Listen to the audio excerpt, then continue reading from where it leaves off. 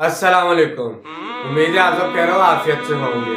تو آئیے آج کی آیت شروع کرتے ہیں. بسم اللہ الرحمن الرحیم. يا أيها الذين آمنوا لا تتخذوا بطانة من دونكم لا يعلونكم خبالا ودوا ما عنتم قد بدات البغضاء من أفواههم وما تخفي صدورهم أكبر قد بينا لكم آيات إن كنتم تعقلون. شروع اللہ کے نام سے جو بڑا مہربان نہایت رحم کرنے والا ہے. اے اہل ایمان، اپنے سوا کسی کو اپنا رازدار نہ بناؤ. وہ تمہارے لیے کسی خرابی میں کوئی کسر نہیں چھوڑتے. انہیں پسند ہے وہ چیز جو تمہیں تکلیف اور مشقت میں ڈالے. ان کی دشمنی ان کے منہ سے بھی ظاہر ہو چکی ہے، اور وہ جو کچھ ان کے سینے چھپائے ہوئے ہیں وہ اس سے بھی بڑھ کر ہے. ہم نے تمہارے لیے اپنی آیتوں کو واضح کر دیا ہے اگر تم عقل سے کام لو. یعنی جس شخص کے بارے میں اطمینان ہو کہ صاحب ایمان ہے، مسلمان ہے، اس کے علاوہ کسی اور شخص کو اپنا بیدی اور محرم راز نہ بناؤ. یہودی ایک عرصے سے مدینہ میں رہتے تھے اور اوس و خزرج کے لوگوں کی ان سے دوستیاں تھیں، پرانے تعلقات اور روابط تھے.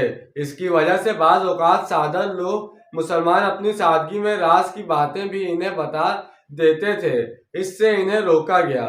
ان کا کلام ایسا زہر آلودہ ہوتا ہے کہ اس سے اسلام اور مسلمانوں کی دشمنی ٹپتی پڑتی ہے.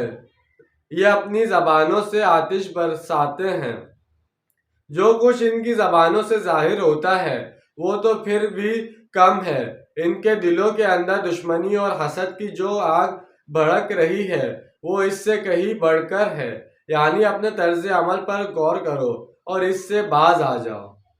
تو جیسے کہ آج ہم نے ایک آیت کا ترجمہ اور تفصیل بیان کی ہے، اس کے اندر میں یہی بات بتائی گئی ہے کہ اپنے جو بھی راز وغیرہ ہیں وہ دوسروں سے شیئر مت کرو، کیونکہ ہم نہیں جانتے کون سا انسان کیسا ہے. اس سے اپنے راز جو بھی ہوں گے اپنے اس کو بتا دیں گے. وہ آخر میں آ کے اگر اس کی ہم سے کوئی چھوٹی سی بات پہ بحث ہو جائے، لڑائی وغیرہ ہو جائے، تو اس پہ پھر وہ ہمارے راز دنیا کے سامنے کھول دیتا ہے.